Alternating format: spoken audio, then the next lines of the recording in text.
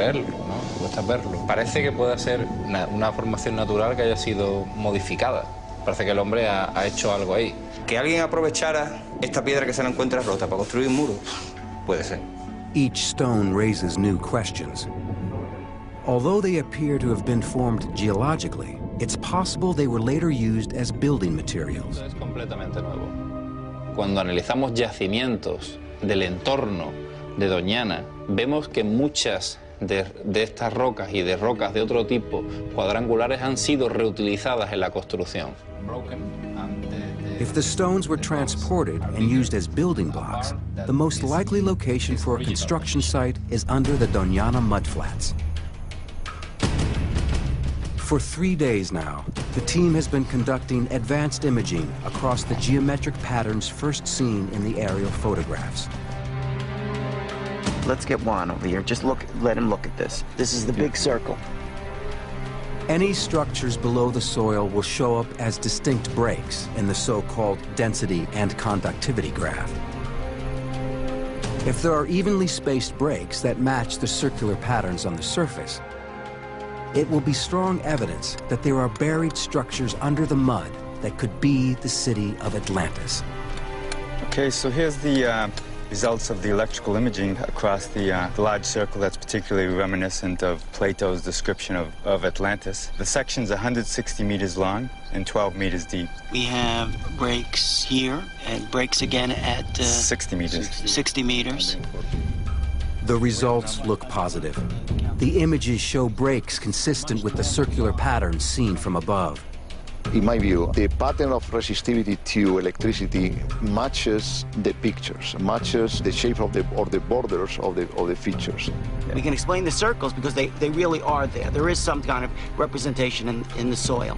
They look like this. If a city was suddenly buried here, all of the organic material associated with that civilization would also be trapped. Over the centuries, this material would decompose and produce gas. While retrieving core samples, the team taps into just that. But isn't this the most exciting feature? We have a mysterious methane layer that could indicate flora and fauna and human activity that were sealed in one single layer in a catastrophic event. Freund is feeling optimistic. Early lab results from the finds at the Doñana mudflats are in, and so far, they look positive.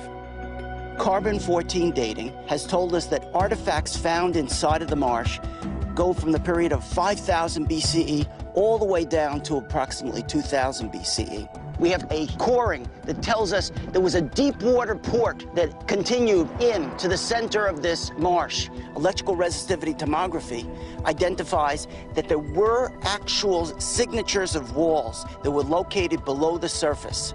And we have a mysterious methane layer that was sealed about 6 to 9 meters below the surface. It goes down deep. What is it? It must be about 5 meters? No. Methane is created by the decomposition of organic matter. If the entire Atlantis civilization was suddenly buried, it could create a huge deposit of trapped methane, like the one found by the research team. Although other explanations for the gas are possible, its unique location, coupled with the history of tsunamis on this coast, together make a strong case that a tsunami crashed onto this site and buried a city. The surrounding flora, fauna, and people would have all died. The researchers are anxious to excavate, but there's groundwater right below the surface, and that poses serious problems. Going deeper than 7 meters is technically very complex and very expensive. Yeah. It could be years before anything is unearthed here. But further inland, other Spanish archaeologists have recently made a discovery that could lend further evidence to the Doñana theory and point the way to Atlantis. This is Conchoruano, one of the greatest archaeological discoveries of the 20th century. In the 1970s and 1980s, archaeologists discovered a series of different villages that preserved Tartessan culture. This Tartessan culture was so different than all the other culture around it. It was the culture of the South. Freund believes Tartessan culture was really Atlantean culture.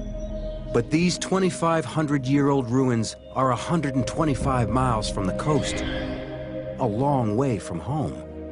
Why did they come here? Some cataclysmic event on the coast pushed them out of their homes in the 9th century. Freund believes this place is not the remains of a once bustling village. Rather, it's a memorial to the lost kingdom of Atlantis.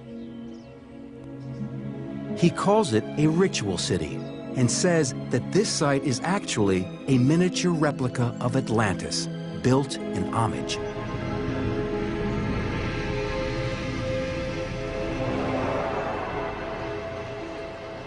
Concho Roano is just one of several ritual cities found in this area. The people who built these sites were commemorating something. But was it the legendary seaside kingdom of Atlantis, hundreds of miles away? Detectives say you follow the money.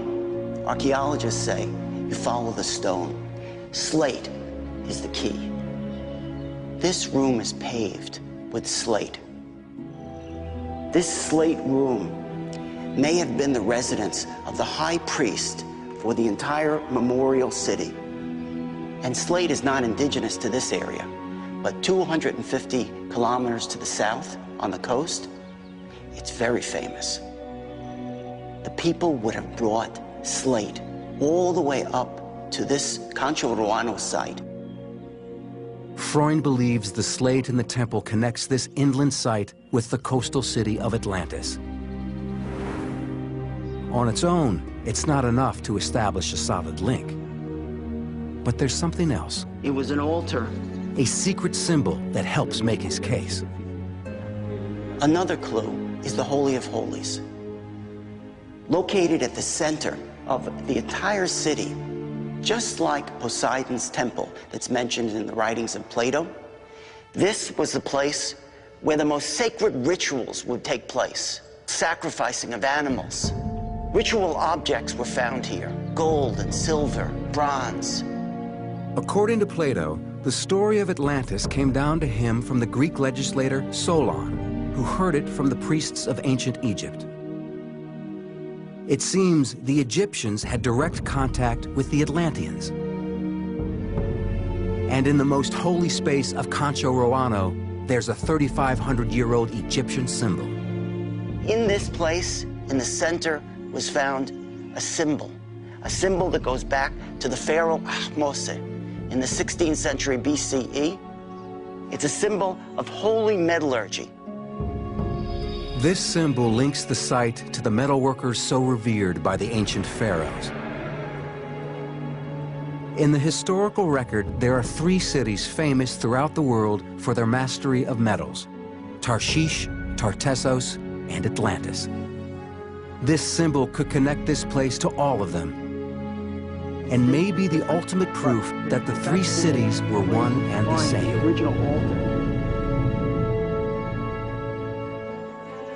But there's one more piece of evidence connecting Concho Roano to Atlantis. The most remarkable artifact of all. An ancient carving that seems to preserve the very emblem of Atlantis. It's a stone indicator of what they were memorializing, who they were. And what is it? It's a symbol of concentric circles, one inside the other. And they're found right at the threshold. At the entrance of Concho Roano and in many other ritual cities are large stone stelae. As you would come up to the city, you would see this standing stone in front of a warrior with his sword drawn. And here we have the concentric circles of the city that he's guarding. This signpost points to a city with one entrance in and coming out. And in the center, the same thing that Plato is describing in Atlantis, central shrine of Poseidon. It's their memory of the past. And the symbols that we find on this is the way they remember Atlantis.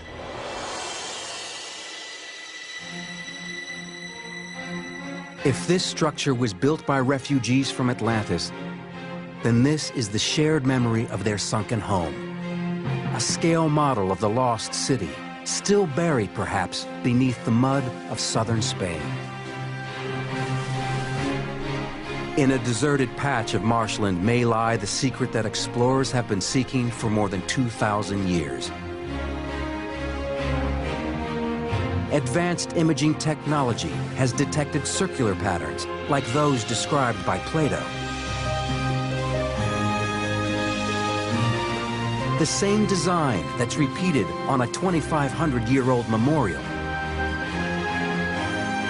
And new science seems to have revealed a guarded island city of circular canals with a central shrine and a waterway that leads to its heart.